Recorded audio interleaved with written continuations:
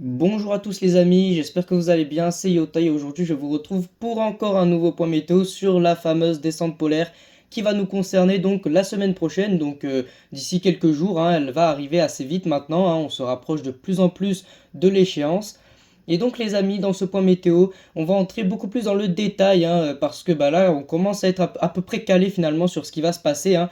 Les deux premiers points météo que j'avais fait, il y avait encore beaucoup d'incertitudes, mais là, globalement, hein, on va pas se le cacher, on est quasiment complètement calé sur la situation, hein. On sait désormais à peu près à 90% ce qui va se passer au niveau de cette descente polaire, concernant également un possible risque tempétueux.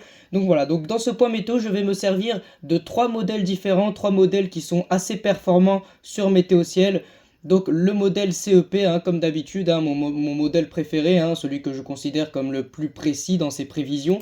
Mais je vais également me servir du modèle GFS, qui est un très bon modèle également, et du modèle Icon, hein, que je n'avais encore jamais utilisé dans mes points météo, mais que je vais quand même utiliser parce que c'est également un modèle que je trouve assez performant. On va pouvoir comparer ces trois modèles et on va pouvoir en tirer une conclusion finalement globale de ce qu'il va se passer. Alors donc du coup on va commencer avec le modèle CEP, hein, pour démarrer ce point météo. Donc actuellement on a toujours, hein, le fameux gros système dépressionnaire, hein, à 975 hectopascales qui est en train de stationner sur l'Europe du Nord. Et donc c'est ce système dépressionnaire, hein, comme prévu, qui va venir entraîner la descente polaire qui est déjà en train de se former juste ici, hein, ça prend la forme un petit peu d'un Talweg. Et donc ceci va redescendre vers l'Europe de l'Ouest. Alors il faut savoir que depuis mon dernier point météo, il y a quand même pas mal de choses qui ont évolué, hein, depuis mercredi dernier. Et surtout, il faut savoir que effectivement, il est vrai que finalement, on se retrouve presque avec un flux océanique plutôt qu'un flux de nord en fait qui nous apporterait vraiment du froid et de la neige à grande quantité. Là pour le coup, hein, il faut l'avouer, il faut se l'avouer, vraiment la situation a quand même été vue vraiment à la baisse par l'ensemble des modèles, hein, globalement. Il n'y a pas un modèle qui voit cette descente polaire actuellement vraiment gagner l'ensemble du territoire. Notamment la moitié sud par exemple, hein, la moitié sud qui va vraiment rester sous l'influence d'un flux océanique assez doux avec des dépressions qui risquent globalement de s'enchaîner. Donc on est limite sur un zonal, hein, plutôt qu'une vraie descente polaire, hein, à proprement parler. Et donc on va avoir deux dépressions, et c'est ces deux dépressions vraiment qu'on va suivre, et c'est vraiment elles dont je vais parler dans ce point météo, parce que ces deux dépressions qui vont se développer sur notre pays, c'est elles qui vont d'un côté nous intéresser sur le côté neige, hein, le côté neigeux, elles vont nous intéresser de ce point de vue-là, mais elles vont également nous intéresser d'un point de vue tempétueux, parce qu'elles pourraient également donner une tempête. Donc ces deux dépressions, elles ont un risque de conflit neigeux assez important sur le nord du pays, hein, notamment les Hauts-de-France, la Normandie, le Grand Est, mais elles ont également des chances d'apporter un fort coup de vent, voire même quelque chose de tempétueux sur la moitié sud du pays. La première de ces deux dépressions, elle va se former donc globalement lundi soir, hein, lundi 18 novembre 2024. Elle va se former globalement sur les îles britanniques, puis elle va assez rapidement s'enfoncer vers le sud en redescendant donc vers la France tout en se creusant, hein, en se développant. Et elle risque de se creuser jusqu'à globalement 990, 985. Je pense que son pic d'intensité, hein, son pic de creusement, son creusement le plus fort, hein, pour être plus précis, sera autour des 985 hectopascales, hein, ça m'étonnerait qu'on descende plus bas. Mais en tout cas, comme vous le voyez, on a un resserrement isobarique assez important quand même, hein, sur la moitié nord de la France notamment. Et donc, il va falloir suivre ça parce que cette dépression pourrait apporter un fort coup de vent. Et elle va surtout apporter normalement le premier conflit neigeux, hein, le premier épisode neigeux, j'ai envie de dire, sur le nord du pays, hein. C'est cette dépression qui va l'apporter. Et vous allez voir que finalement cette dépression, eh bien, elle va être vraiment secondaire, hein, par rapport à la deuxième dépression qui va nous frapper, qui elle par contre risque d'apporter, que ce soit d'un point de vue neigeux comme d'un point de vue tempétueux, quelque chose de beaucoup plus costaud et de beaucoup plus étendu sur le territoire. Donc cette dépression, voilà, on peut s'attendre finalement à un ciel de traîne assez modéré, peut-être quelques chutes de neige dans le nord, hein, on va le voir juste après, hein, ça, mais globalement cette dépression, au niveau des isobars, ça risque quand même de donner un plutôt fort coup de vent, mais pour l'instant, en ce qui concerne la première dépression, on n'est pas encore sur une tempête. À suivre quand même l'évolution, hein, parce que on n'est pas à l'abri de quelques surprises. Cette dépression, donc, après avoir frappé la France et avoir donné un plutôt fort coup de vent, va se diriger après vers l'Allemagne, puis elle va finalement mourir sur la Pologne. Et à partir de là, on va avoir finalement une seconde dépression qui devrait se former. Alors celle-ci, elle va presque se former littéralement sur la France, elle va directement se former sur notre pays. Et donc, alors ici, elle est modélisée par CEP. CEP est un petit peu réticent, alors là il la voit quand même bien, là on est effectivement, là on est quasiment sur une tempête, hein, vu le resserrement isobarique, hein, qui est vraiment important.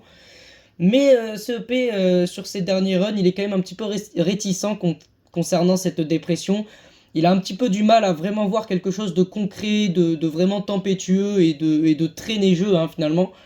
Euh, Même si là, du coup, sur ce nouveau run, hein, le run de 14 heures, hein, finalement, j'ai envie de dire, elle est quand même assez bien modélisée, mais disons que par rapport aux autres modèles, vous allez assez rapidement comprendre que CEP, il est un petit peu moyen sur cette dépression. En tout cas, elle est quand même bien modélisée ici, hein, on la voit, on la voit assez bien finalement. Elle frappe donc le sud-ouest, hein, donc notamment l'Aquitaine, l'Occitanie, où elle risque de donner d'assez fortes rafales de vent, hein, si elle a lieu. Parce que actuellement, même si CEP est un petit peu réticent, comme je vous l'ai dit, actuellement il est clair et net qu'il n'y a aucun modèle qui ne la modélise pas. Absolument tous les modèles météorologiques possibles modélisent cette dépression et la voient finalement assez puissante, hein, assez venteuse, hein. Donc au niveau des rafales de vent, hein, je vais vous montrer ça juste maintenant. Vous voyez que on est vraiment on est à la limite de la tempête, hein, clairement. On a des rafales à 80-90 km/h qui s'enfoncent sur vraiment quasiment tout le sud-ouest, hein, l'ensemble du sud-ouest de la France. Au nord, on a des vents venant du nord qui vont vraiment nous apporter normalement un important conflit neigeux, hein, sur la moitié nord avec cette seconde dépression. Et globalement, vous voyez qu'on a vraiment des rafales de vent à 100 km/h qui s'enfoncent un petit peu dans les terres. En tout cas, vous voyez que c'est quand même assez costaud. Et malgré tout, hein, malgré que ce soit costaud, faut savoir que le modèle CEP la modélise.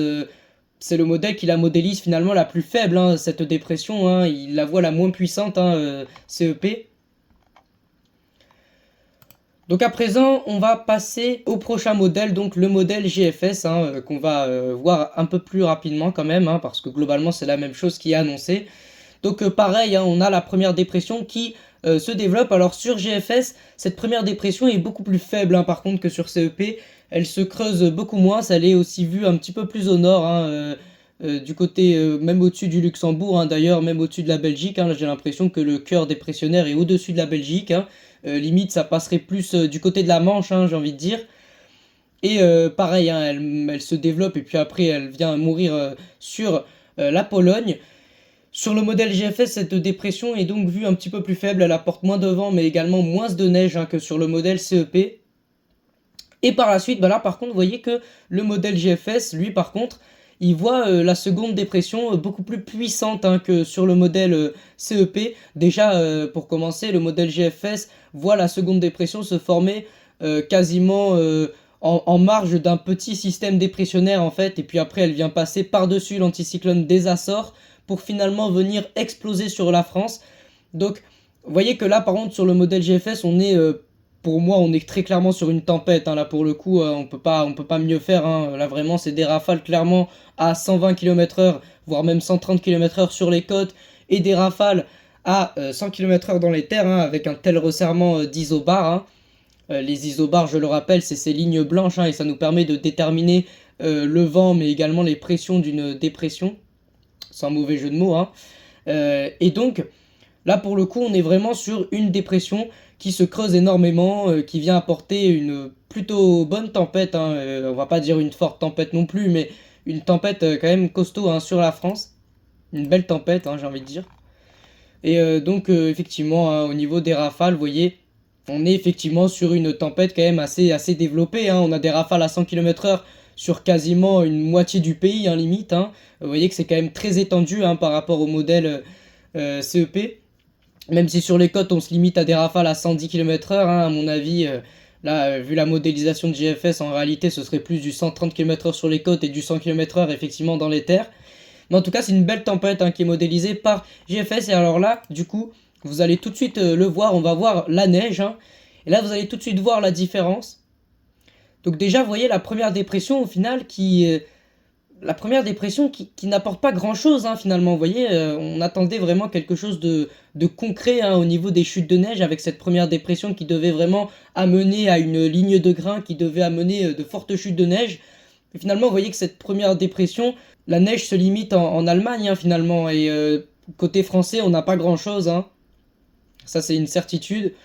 Mais par contre, vous voyez que la deuxième dépression, par contre, la seconde dépression, elle, que vous voyez juste ici, déjà, elle apporte des quantités de précipitations absolument énormes. C'est une véritable tempête, là, pour le coup. Mais surtout, elle apporte effectivement un large conflit neigeux, cette fois-ci, sur l'ensemble du nord-est de la France. Donc, comme je vous l'ai dit, globalement le Grand Est, et puis même les Alpes, globalement l'ensemble des Alpes. Peut-être même un petit peu le Massif central, mais surtout les Alpes, le Grand Est. L'ensemble du nord-est et puis un petit peu le nord, peut-être du côté du Havre même, quelques chutes de neige, la Normandie, pourquoi pas. Et donc effectivement, le modèle GFS, clairement, il est calé sur la situation. C'est vraiment cette seconde dépression qui devrait apporter finalement le plus d'agitation sur notre pays. Je vais donc vous montrer, avant de passer au modèle Icon, donc la hauteur de la neige, finalement, l'accumulation de la neige en plaine. Et donc regardez. Donc là, on a finalement le passage de la première dépression et vous voyez que vraiment du côté de Belfort, on a des chutes de neige, du côté des Alpes également, de l'Isère. Mais vous voyez que vraiment la première dépression n'apporte pas grand-chose, ça c'est clair et net. Et par contre, voilà. Par contre, avec l'arrivée de la seconde dépression, là, on a tout de suite quelque chose de... Vous voyez, voilà, c'est quand même assez beau, c'est finalement... ça fait plaisir quand même de voir ça en cette mi-novembre. J'ai envie de vous dire que ça fait plaisir quand même. Là par contre on a vraiment de belles chutes de neige modélisées ici. Alors on a globalement au début, le 21 novembre à 7h du matin, on a 2 cm de neige globalement du côté de Paris, du côté du nord de la France.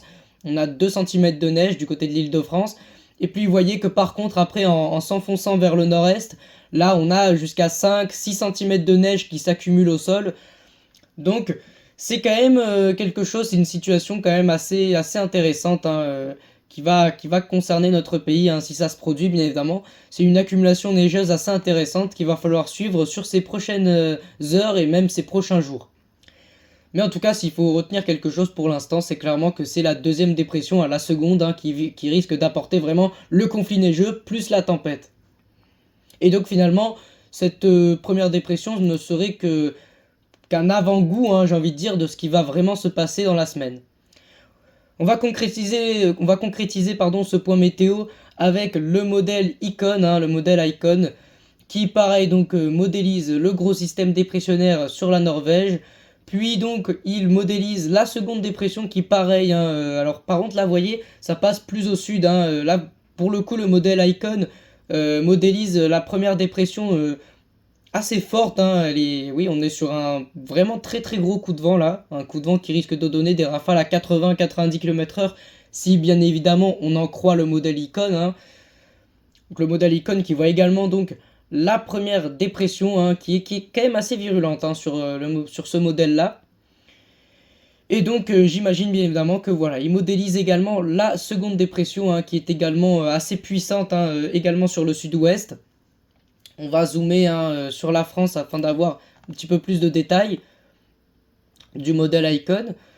Et donc, vous voyez que, voilà, là, vous voyez, là, c'est, pour le coup, là, c'est... Alors, est-ce que le modèle Icon n'exagère pas un petit peu?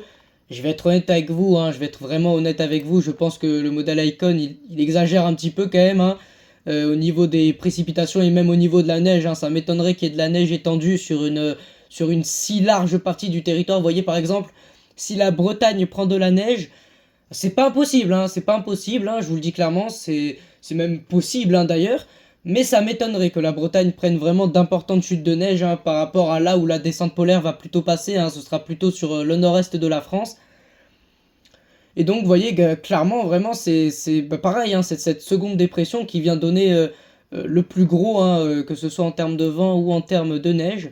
Même si au niveau de la neige, le modèle Icon, clairement, il exagère, ça c'est une certitude. Mais vous voyez que là également, bah, on a une belle tempête, hein. Vous voyez là, on a une belle tempête, limite qui arrive un petit peu comme la tempête Domingos, hein, de même pas, hein, je dirais plus comme la tempête Fabien, je sais pas s'il y en a qui s'en souviennent, la tempête Fabienne qui avait frappé, la France en 2019, elle arrive un petit peu de la même manière, hein, cette tempête, dans le sud-ouest et donc on peut s'attendre à de fortes rafales. Alors tout cela, on aura le temps d'en reparler, hein, bien évidemment. Pour terminer ce point météo, je vais quand même vous montrer les températures, hein, c'est quand même quelque chose d'important, hein, quand on a une descente polaire, de parler des températures. Et donc pour cela, je vais quand même utiliser le modèle, je pense, GFS, hein, qui est quand même assez précis de ce côté-là. Donc on va avoir des températures avant la fameuse descente polaire qui vont quand même un petit peu remonter avec un petit flux océanique, hein, qui va se mettre en place pendant pas très longtemps, hein, ça va pas être très très long. Et finalement on a cette descente polaire qui arrive et donc vous voyez que les températures néanmoins vont passer en dessous du 0 degré, hein, et c'est pour ça que même sur la première dépression, des chutes de neige ne sont pas exclues, même si bon, ça sera vraiment limite, hein. La première dépression ça va être limite, hein, même pour le nord-est, hein, ça sera assez limite. Mais ce sera vraiment avec l'arrivée de la seconde dépression que vous voyez que bon, alors certes, sur la moitié ouest, hein, forcément avec le flux océanique, hein, et la dépression et la tempête, hein, même j'ai envie de dire, qui arrive, forcément on a des températures qui montent jusqu'à 15 degrés. Mais vous voyez que par contre à l'avant de la dépression, on a des températures qui descendent jusqu'à moins 1, moins 2 degrés. Et c'est là finalement que le plus gros, c'est vraiment à ce moment-là, hein, jeudi matin et jeudi après-midi, que globalement le plus gros du conflit neigeux devrait arriver sur notre pays, hein, et devrait avoir lieu. Donc voilà. Bon, en tout cas, j'arrive au terme de ce point météo. Vous voyez que ouais, quand même, hein, ça risque de piquer, hein. Vous voyez que là, par contre, vraiment, on a de belles températures, hein, autour des -2, -3 degrés, hein, après le passage de la seconde dépression. Mais bon, après, ça, c'est un petit peu loin. Ce sera à revoir, hein, parce que là, pour le coup, on commence un petit peu à se projeter un petit peu trop loin, hein, le vendredi 22 novembre. Moi, en tout cas, voilà, j'espère avoir bien expliqué ce point météo. J'espère qu'il aura été clair pour vous, hein. J'en referai un, ça c'est clair et net. Alors, j'aurais bien aimé vous proposer un live, hein, mais malheureusement, je n'ai pas eu le temps ces derniers jours de vous faire un live sur cette situation. En tout cas, je vais continuer de suivre ça avec vous, hein, on va pas lâcher la situation. Et moi, sur ce, je vous dis, bah, si vous avez aimé ce point météo, n'hésitez pas à vous abonner à ma chaîne. Et sur ce, je vous dis, c'était Yota et je vous souhaite une agréable fin de journée.